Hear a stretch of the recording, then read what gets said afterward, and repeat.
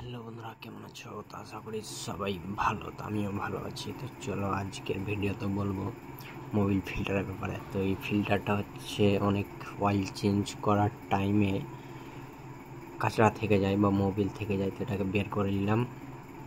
এই যে অনেক মোবিল থাকে, দেখতেই পাচ্ছ অনেক কাঁচড়া থাকে, অনেক কি বলবো।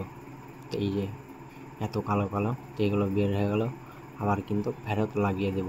তো এভাবে লাগার পরে ঠিকভাবে বসিয়ে দেবো, বা একটু মুছে লাগালো হবে বা চেঞ্জ করে দিলেও হবে।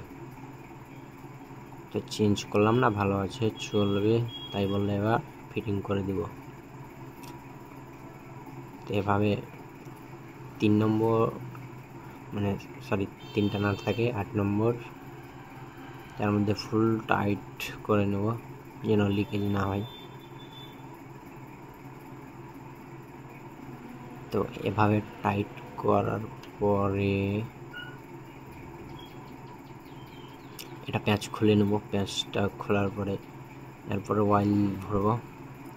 এই তো এখানে কাক লাগিয়ে দিলাম, তার মধ্যে এটা হচ্ছে গালফ স্টার 20W14 মোবিল। তো এই মোবিলটা ভালো আছে, কোনো ব্যাপার নেই, নো টেনশনে ভরতে পারেন। কখনো কোনো জায়গায় যদি পান এরকম ডাব্বা হবে।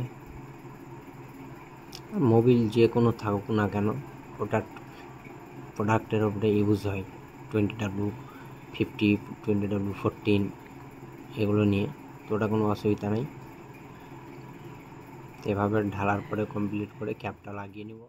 এই ছিল আজকের ভিডিও। তো ভিডিওটা ভালো লাগলে অবশ্যই একটা লাইক করে দিও।